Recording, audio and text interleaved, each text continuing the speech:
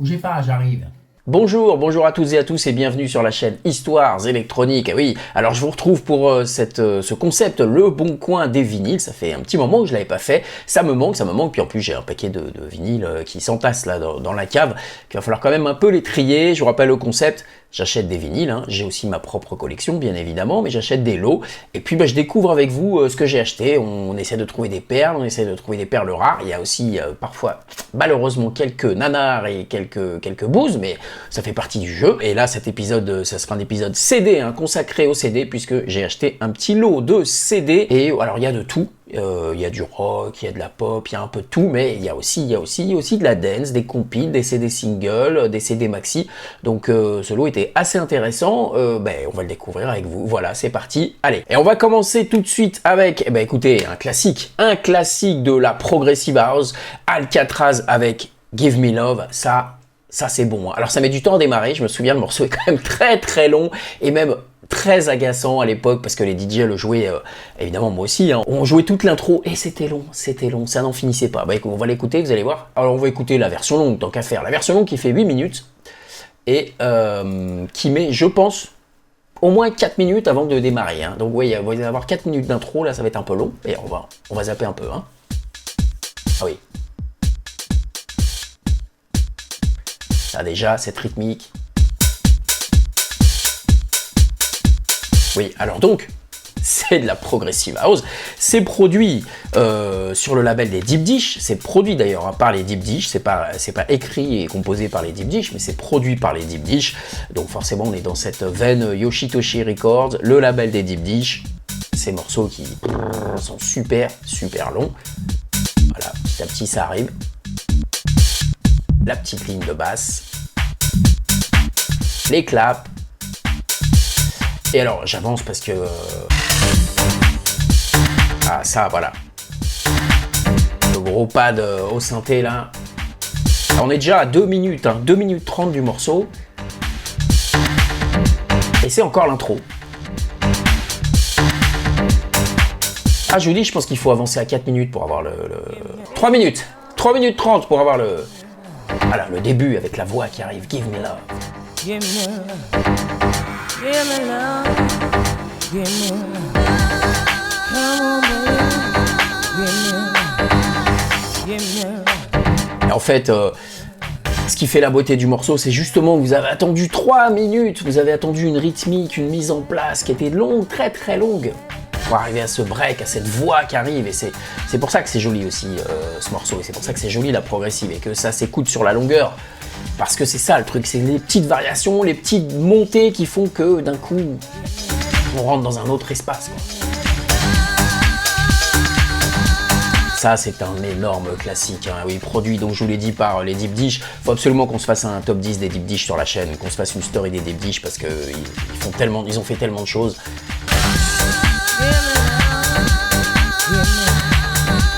Bon, sous le nom Alcatraz, c'est leur seul hit, hein, leur seul tube. Alors, quel tube, hein, quand même. Ça, c'est plutôt sympa, ça, pour commencer là. Ouais, écoutez, s'il y a que des trucs comme ça, c'est très bien. Allez, on continue. Ensuite, ah oui, non, là, ça va être autre chose. Alors, ça, on va pas se l'écouter, mais ça va rappeler des souvenirs à certains. Ça fait partie des grosses compiles de dance qu'il y avait en France dans les années 90, avec, il y avait la plus grande discothèque du monde, et il y avait une autre compile, il y avait le truc de M6, la Dance Machine, voilà. À l'époque, Skyrock passait de la dance. Oui, maintenant, c'est devenu une radio rap, mais à l'époque, Fun Radio, Skyrock, c'était des radios dance et ils faisaient des compiles dance. Voilà. Alors, bon, on va pas se l'écouter parce que ces compiles, en plus, c'est des versions extrêmement courtes, hein. Là, on vous a mis 20 morceaux sur une compile qui fait 60 minutes. Donc, vous imaginez, voilà, c'est 2 minutes par morceau. Bon, écoutez, on trouve Jordi, oh là là, Pleasure Game, le petit chien qui fume, Captain Hollywood Project, Usura, Best Bumpers, voilà, il y avait les Two Unlimited avec No Limit. Ah, vraiment, c'est un condensé de la dance de l'époque. On va pas se l'écouter parce que sinon on va faire l'émission entière sur ça. On continue avec, encore une belle perle des années 90, Obscure FM avec Michael Jackson. Is in heaven now. Oh là, ça va taper. Je crois me souvenir que ça tape, ça, oui. Oh là là, ouais, Obscure FM. Oh là, je crois que c'était en réponse à James Brown is Dead. Je crois, hein, de LS Style, il me semble. Jackson is shot dead in front of a live studio audience. Ouais, c'est ça. On est dans le hardcore gabber un peu commercial, hein, très commercial. Michael Jackson is in heaven now. Ah oui. Ah putain, en plus, on reprend exactement... je me souvenais même plus de ce truc. Ah oui, on reprend exactement la rythmique et les sons de James Brown is Dead de LS Style. C'est qui a fait ça? On y va, hein, c'est bourrin. Oh là là là là.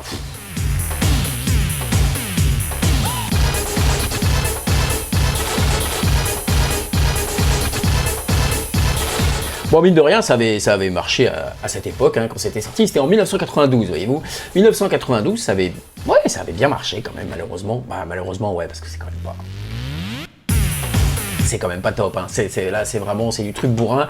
Alors Obscure FM, qui est Obscure FM? Eh bien derrière vous avez des DJ hollandais bien évidemment. Ah oui bah là forcément, hein, du son comme ça on est en Hollande. C'est Eric de Koning et surtout Mark Vandal qui a fait d'autres morceaux après sous son nom Mark Vandal d'ailleurs. Bon voilà, écoutez, on va pas s'écouter ça beaucoup plus longtemps. C'était quand même ouais, ça a quand même très mal vieilli. Je me demande si je préfère quand même pas le James Brown is Dead. Tiens bah là on en est à la même époque là à mon avis, 91, 92, même époque. Même pas même genre par contre, alors là on n'est pas du tout dans le même genre, c'est Enigma évidemment, vous vous souvenez d'Enigma avec Sadness et Mea Culpa. Je pense que Mea Culpa c'était leur deuxième single je crois. Allez, ça avait fait son petit carton à l'époque aussi ça, hein. Allez, ça avait bien marché à l'époque, hein. Voilà, et bien c'était de la musique pour ceux qui ne connaissent pas ou se souviennent plus, parce que c'est vrai qu'on n'entend plus ça hein, aujourd'hui, hein, ça s'est passé aux oubliettes un peu, Enigma. C'était des espèces de musique New Age, New Age, down tempo, mixé avec des sons un peu religieux, avec des sonorités un peu religieuses, avec des chants grégoriens derrière. Enfin là d'ailleurs, ça fait plus chant arabe que chant grégorien d'ailleurs. Hein,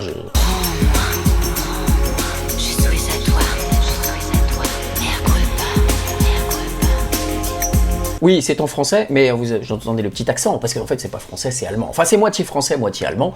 Et la voix que vous entendez, la chanteuse de Enigma, en fait, eh bien, c'est Sandra. Souvenez-vous, Sandra qui chantait dans les années 80, hein, qui faisait de la pop à Energy. Pourquoi? Bah, tout simplement parce que Michael Cretu, qui était son mari et producteur, eh bien, est aussi le producteur d'Enigma. Voilà, Michael Cretu, qui donc a fait appel à sa femme, Sandra, pour faire les vocaux sur le groupe Enigma. Elle n'est pas créditée dans les chants, mais bon, tout le monde sait que c'est elle. Et c'était même coproduit par un Français, figurez-vous. Eh ben oui. Bon, ça a quand même aussi extrêmement mal vieilli, ces morceaux. Alors, je vous dis qu'il y avait un Français derrière. Oui, tout à fait, c'est David Ferstein, qui est français, alias Fabrice Cuitad. Enfin, il a plusieurs alias. C'était lui aussi qui produisait les Latino Party à la même époque. Et les Latino Party, Enigma, bah, c'est le même producteur-compositeur. Il n'a pas travaillé tout le temps avec Enigma, mais sur les premiers morceaux, Sadness et Mea Culpa, qui est donc le deuxième single, bah, c'était lui. Voilà, bon, bah, je sais pas si on doit être fier ou pas. Bon, il y en a qui aimaient bien à l'époque, peut-être qu'il y en a qui aiment encore, je sais pas. Dites-moi dans les commentaires si vous aimez encore Enigma, si c'est encore de la musique que vous pensez qui peut plaire. Allez, on continue avec, oh là là, oh là là, oh le visuel. Alors, c'est ça, Eurodance 5. Il y en a eu 4 avant. Eurodance 5 avec un visuel absolument extraordinaire. Alors on va voir qui dessus. Culture Beat, Pinocchio, oh là là, Snap, Moby, Les Visiteurs, non, oh là là. Allez, là juste pour le plaisir, enfin pour le plaisir, je sais pas si ça va être ça. Alors celui-là on va se le mettre parce qu'il y a alors Les Visiteurs, oh là là là là là là, non mais c'est pas possible. Il y a quand même un graphique assez années 90, rave, rave boy, enfin voilà, très fluo, que finalement un peu dégueulasse, mais qui est au moins original, voilà, au moins original par rapport au compil Skyrock ou machin, où c'était un DJ ou un mec qui dansait.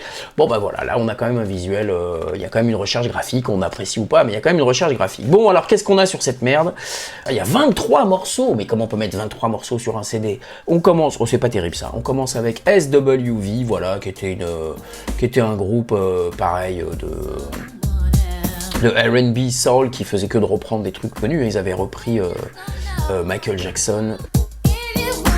Bon, ça c'est pas terrible. Ensuite, on a West End Girls. Tiens donc. Ah oui, non mais ok, une reprise de West End Girls par E17. Oh là là, c'était un boys band. Mais qu'est-ce que ça fait sur une compil de Rodin, ça? Ma Baker, mais on a du bonnet M. Ah bah moi je connaissais pas ce remix là. Qu'est-ce que c'est que ça? Oh là là. Ah, le truc à la toile limited. Mais c'est Bonnet M, hein. Ah, c'est Bonnet M, ça. Oh la vache. Oh, mais c'est excellent, enfin c'est excellent, c'est tellement kitsch, mais c'est tellement daté. Là c'est pareil, on doit être en... Je pense qu'on est en 93, 94 là, pour avoir ça fabriqué en Allemagne. Ouais, c'est allemand ça, bah dis donc. Oh là là. Ah, c'est la voix originale, hein. C'est vraiment un remix de Bonnet M. Mais alors l'instrumentation, c'est... Oh la vache, putain, waouh. Oh là là. Bon, ok, on continue. Ah bah enfin un bon morceau, dis donc, je sais pas ce que ça vient faire là-dedans, ça. Robin S, Love for Love, ça c'est bon, ça. Mais c'était ça qui était drôle dans ces compiles à l'époque, même je suis sûr, vous prenez la compile Skyrock ou autre chose, de temps en temps, il y avait des trucs, c'était pas de la dance, non, c'était de la house, c'était l'époque où les styles n'étaient pas encore tout à fait très définis entre la techno, la house, la dance, on a vu le Obscure FM, le Gabber, qu'on doit pouvoir, je pense que James Brown is Dead, on devait le trouver sur des compiles dance de l'époque. Bon voilà, on mettait un peu de tout. Dans le tas, il y a quand même principalement de l'eurodance et de la dance, mais de temps en temps, les programmateurs mettaient des petites choses en disant tiens, bon, c'est de la dance, ça. Non, c'est pas de la dance, ça c'est de la house. Voilà, c'est de la house. Et même le morceau d'après, oh, que j'aime beaucoup. Alors celui-là, j'aime beaucoup. C'est Kim Wilde, oui, Kim Wilde en 93 qui a sorti une reprise de If I Can't Have You, je ne sais plus qui avait écrit ça à l'époque, les frères Jim, c'était les Bee Gees d'ailleurs qui avaient écrit ça. Très très bon morceau de House Garage, très très bon de Kim Wilde. Vraiment piano-voix, super morceau, celui-là je le joue souvent, il est très très bon.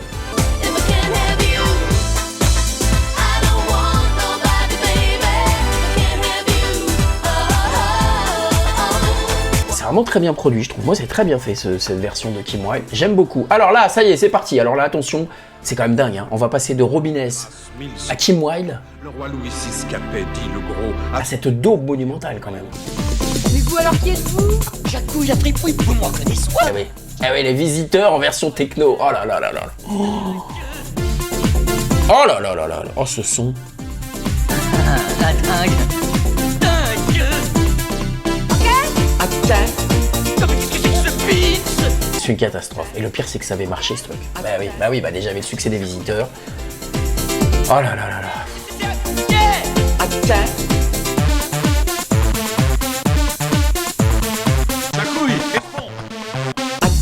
Ah, ces sons, c'est vraiment dégueulasse. C'est produit une fois de plus par des grands auteurs français, bah oui évidemment. C'est Phil Simpson qu'on retrouve aussi, on en a parlé tout à l'heure, dans les Latino Party. Voilà, c'était l'autre moitié des Latino Party. Puis alors ça continue. Oh non mais c'est pas possible. Oh là là là là. Mais là le son, vous imaginez même pas ce que c'est. Là je vois écrit ce que c'est moi. Si vous connaissez pas le morceau, là vous allez être surpris. Oh là là.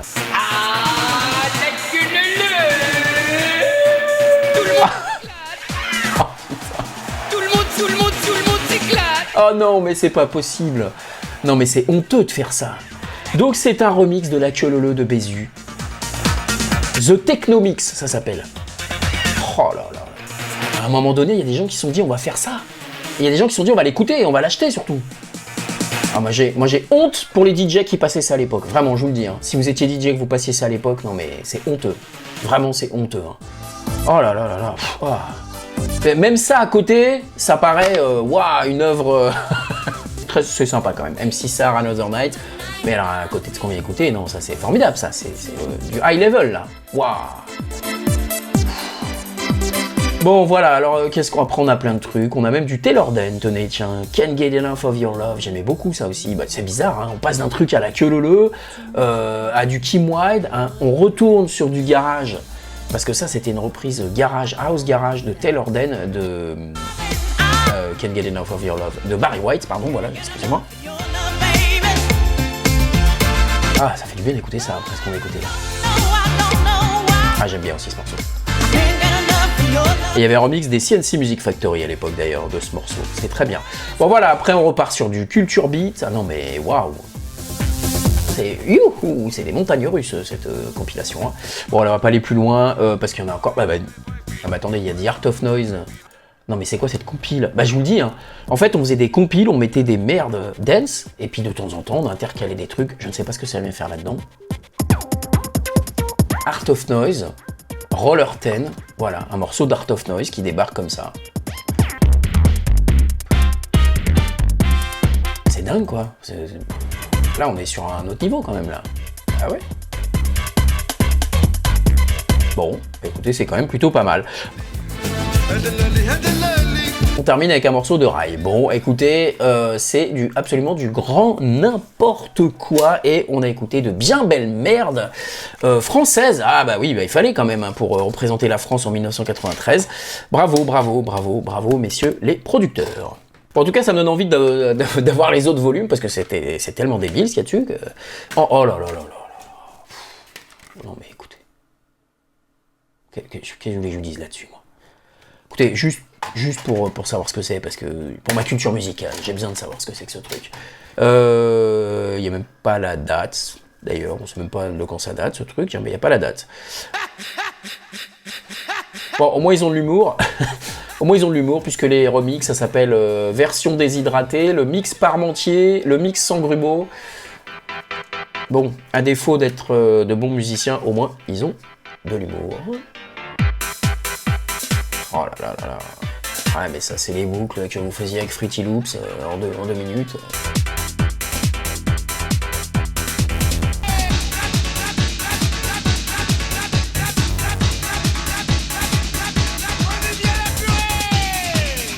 Ok, je pense qu'ils ont voulu copier un peu à l'époque Ramirez ou Alarma. J'imagine. Oh là là, on a un mix...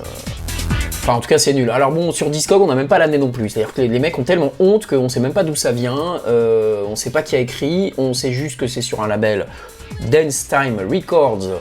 Alors, qu'est-ce qu'il a fait, ce label? Arriba DJ. Ah ouais. Alors, Arriba DJ, pour ceux qui se souviennent, c'était On n'est pas fatigué. Pareil, un grand moment de la culture française techno. Voilà, et ben voilà, avec Les Visiteurs, avec La Queue Leu Leu en version techno, avec On n'est pas fatigué en version techno. Voilà l'état de la production française en 93-94. Voilà ce que pensent les labels, l'industrie musicale française et bah, les gens en général, les commerces, les disquaires, de ce qu'est la techno. Voilà. Une musique de Queue Leu Leu, une musique de fête foraine, je vous l'ai déjà dit dans ma vidéo sur les nanars.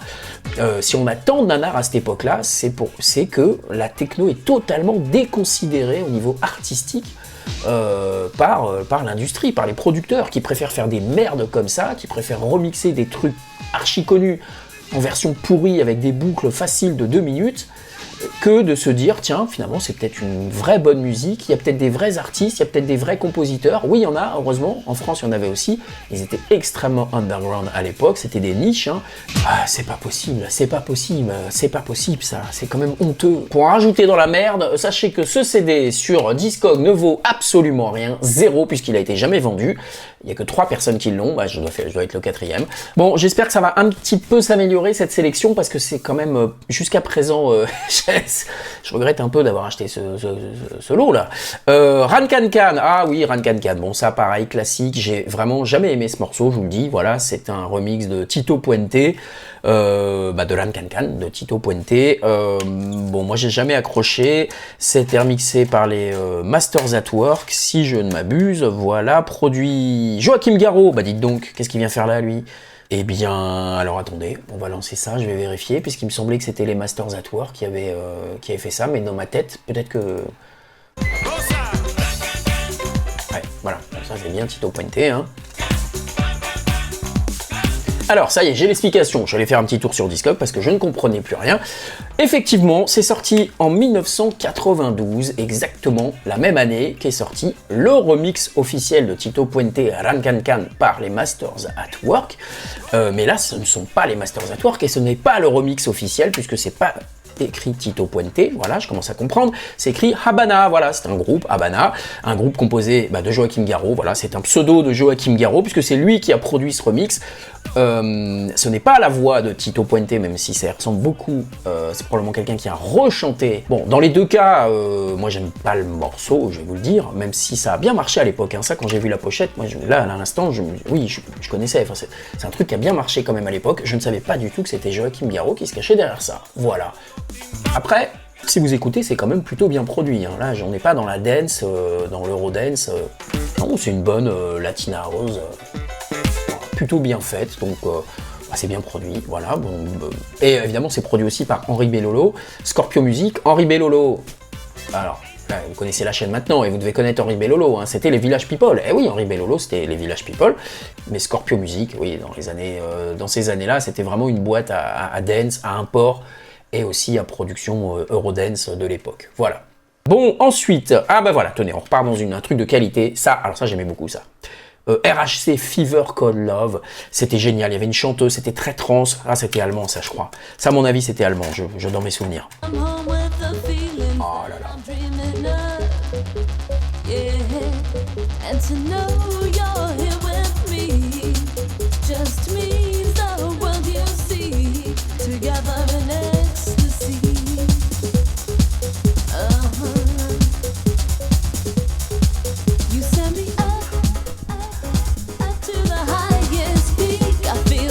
C'était bien, c'était Balearic, c'était uplifting, c'était très sympa, early trance, hein, la trance, de quand ça date ça?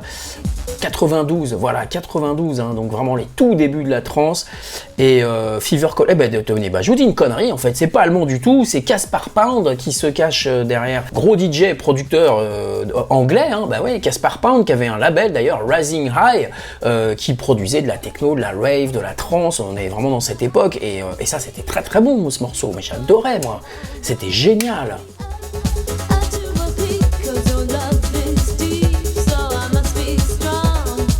Et si, alors, je vous dis peut-être une connerie, je vais vérifier, mais je pense que la chanteuse c'était Plavka. Pour ceux qui connaissent, c'était la chanteuse qui avait aussi d'ailleurs chanté avec les Jam and Spoon. Lonic.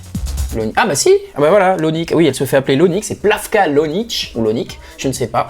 Et oui, c'est elle, c'est Plavka. Voilà, c'est bien Plavka qui a chanté sur RHC, Fever Call Love. D'ailleurs, je suis bête en plus, RHC, c'était l'acronyme de Rising High Collective, de son label Rising High. C'était très très bon. Et alors si je pensais que c'était allemand, pardonnez-moi, mais là je l'ai pas, mais c'est parce qu'à l'époque il y avait un très très bon remix de Heartfloor, je crois me souvenir. Il est listé, mais je l'ai sur le vinyle, mais là malheureusement c'est le CD single, il n'y a pas le remix des Heartfloor. Il n'empêche que là c'est vraiment un bon classique de la early trance. Ah ouais, c'est très très bon ça.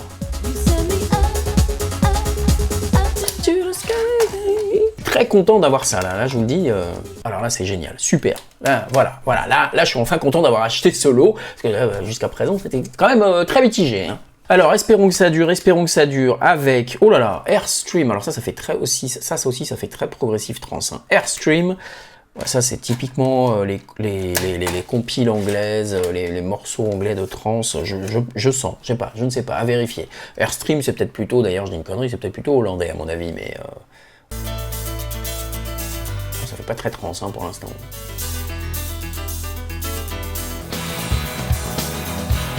Ah non, c'est pas du tout, mais qu'est-ce que c'est?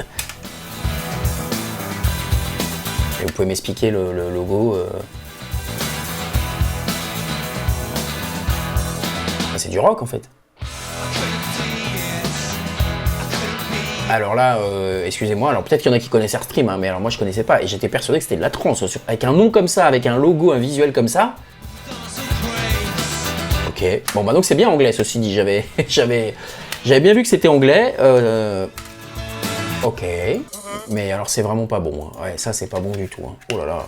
C'est pas top, bon, ça se vend quand même à 4-5 €, je sais pas, on verra, bon, on verra. Bon, alors ensuite, on va finir, parce que c'est la fin du paquet là, on va finir avec, écoutez, c'est très sympathique, une compile logoifiée, je sais pas comment on dit, en tout cas avec un logo maximum, alors celle-ci je la connaissais pas, Don't Stop Dance, volume 2, alors c'est de la dance évidemment, mais moi qui suis un collectionneur d'objets appartenant à la radio Maximum, alors là, celle-là, je la connaissais pas, j'en avais plein d'autres, elles sont ici d'ailleurs, je vous en ai déjà passé. Mais alors celle-ci, par contre, graphiquement, c'est quand même un peu dégueulasse, hein. C'est vraiment fait par le stagiaire, waouh. On doit être en 91, allez, on va ouvrir ça. Maximum, la musique à son maximum, et alors en plus, ce qui est génial, c'est que vous avez un logo, alors je sais pas si c'est le logo en bas, vous voyez là, cette espèce de visuel. Je sais pas si c'était à l'époque l'un des premiers visuels de Maximum, peut-être. C'est la photocopieuse. Je vous le dis, hein, c'est le stagiaire à la photocopieuse qui a fait le livret. Hein, voilà, et on lui a dit tu colles des trucs, tu fais un petit livret. Donc bon, j'espère quand même que le contenu est un peu plus intéressant que le contenant. Bon. Comment vous dire? Oh la vache, alors non, mais le pire c'est quand vous ouvrez une compile là-dessus. Parce que forcément les premiers morceaux d'une compile, c'est des trucs que ça donne envie d'écouter le reste. Vous achetez la compile, vous dites ah bah s'il y a ça, c'est le premier titre que vous allez voir. Si vous voyez un truc qui s'appelle Sugar Daddy, Are You Ready? C'est très mauvais ça. C'est très très mauvais. Yankees, je connais pas ça, ce truc de l'époque. Ah ouais, on est quand même là. Là, on est quand même, vous voyez, on n'est pas passé dans l'Eurodance encore. On n'est pas passé encore dans la house et la techno. On est encore dans la hip house, les trucs. Voilà. Oh là là là là, ça ressemble à du Indra. Tiens, bah ça tombe bien, il y a Indra juste après. Ouais, alors Indra, Let's Go Crazy, là faut qu'on m'explique, il y a plein de gens qui adorent ce morceau.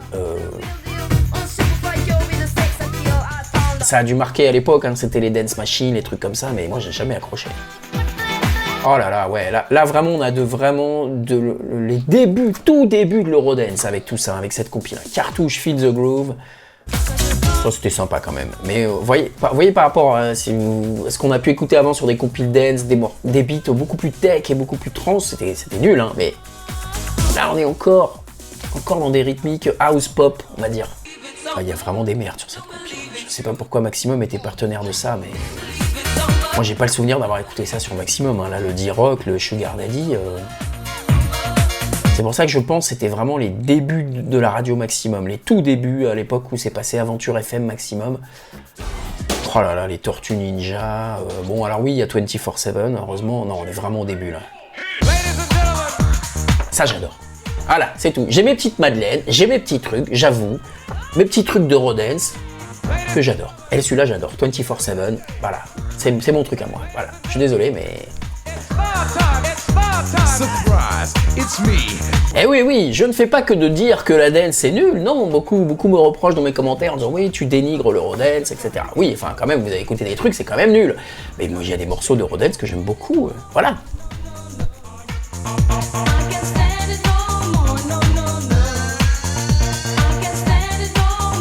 Ça me donne la pêche. Ah oui, moi, je sais pas, voilà, c'est mes petits morceaux comme ça, il y en a quelques-uns.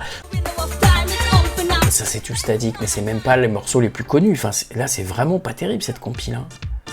Alors je vous dis, et puis alors le dernier morceau, New Paradise. Je sais pas ce que c'est, mais le titre c'est Le jour s'éteint. 3 petits points.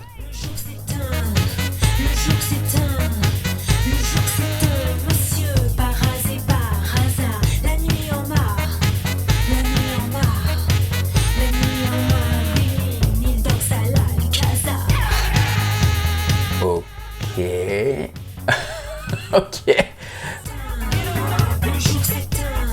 Ah, je connaissais pas du tout ce morceau. On va se quitter là-dessus parce que là, ça, je pense qu'on a découvert une perle. Hein.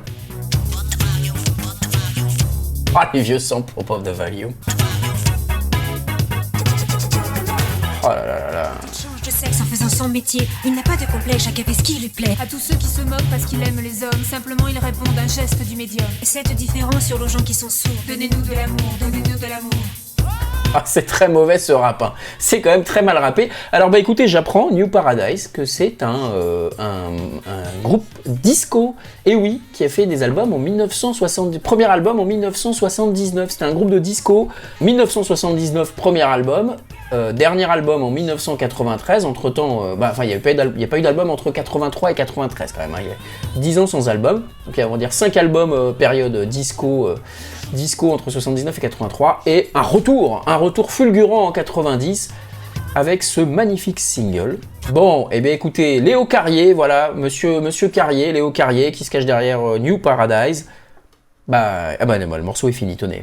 Ça tombe bien parce qu'on va se quitter là-dessus. Voilà, et bien écoutez, c'était quand même mi-figue mi-raisin, hein, cette solo-là, hein, là, je dois vous avouer. Je m'attendais pas à trouver autant de dance et d'Eurodance, mais Ça fait quand même partie de la culture électronique, quoi qu'on en dise. Voilà, l'Eurodance, je suis désolé, mais oui, hein, j'ai une chaîne de musique électronique, et ben l'Eurodance fait partie de la culture électronique, et ça a permis même à certains de découvrir la techno, la house, en passant par des chemins détournés, en passant par des morceaux assez peu avouables aujourd'hui, mais qui ont donné envie après d'écouter autre chose. En tout cas, voilà pour ce petit lot. Il n'est pas fini le lot, mais on va s'arrêter là pour aujourd'hui. Et bien écoutez, j'espère que ça vous a plu. En tout cas, on se retrouve pour de prochaines aventures très rapidement. Portez-vous bien. À très vite. Ciao, bye bye.